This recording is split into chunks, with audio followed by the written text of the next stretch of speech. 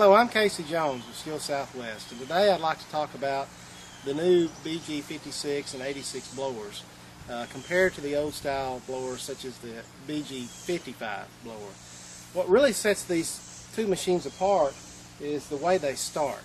The newer version trimmer or blowers such as the BG86 has a new simplified starting procedure.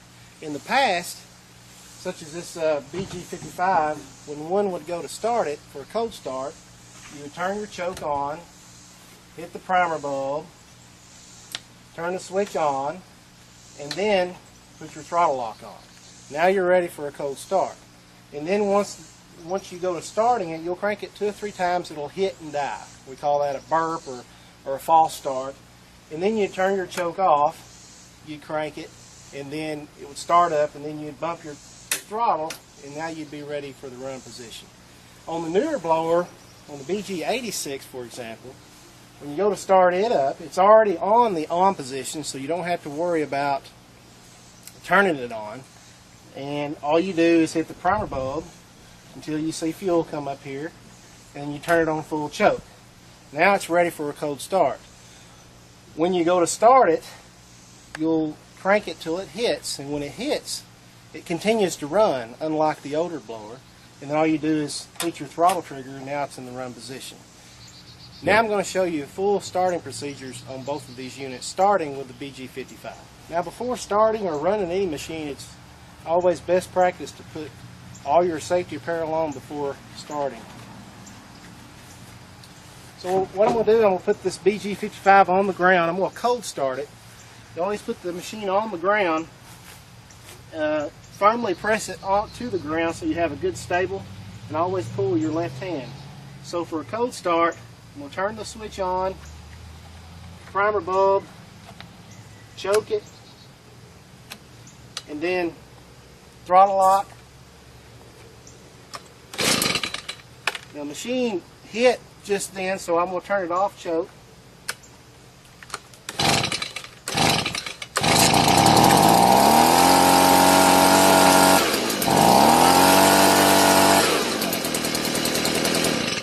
And then to start it back up, if it's already warm, you turn your switch on.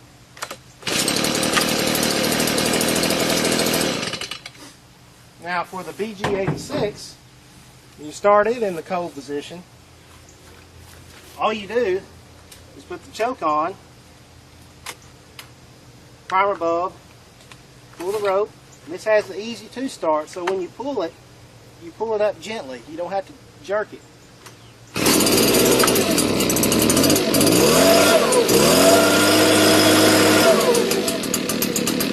So you see what I did here, I just put it on choke. Once it started, I just bump the trigger and it goes to the run position. Now for a warm start, since it's already started, all I have to do is pull the rope.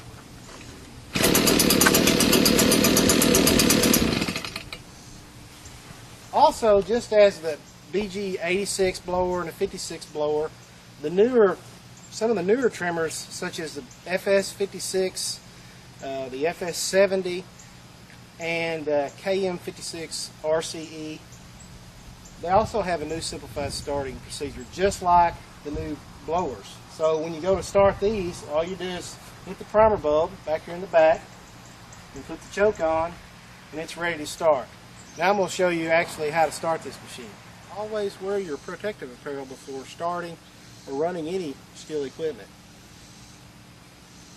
And also remember, when you're starting up a trimmer especially, to make sure there's nothing down here that this trimmer line can come in contact with, because this head will be spinning when you start it up. So for a cold start on this machine, you're going to put the choke on, primer bulb, and always remember to put your hand down at the rear of the handle, not up here, because if you barely touch that throttle trigger, your choke can go to the off position. So put your hand down here and pull straight up.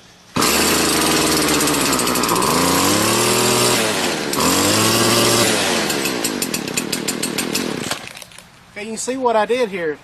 All I did was hit the primer bulb, put it in the choke position, and crank it till it starts up. And once it starts up, all you do is hit the throttle trigger. Now, for a warm start, all you have to do is pull the starter rope because it's already in the run position.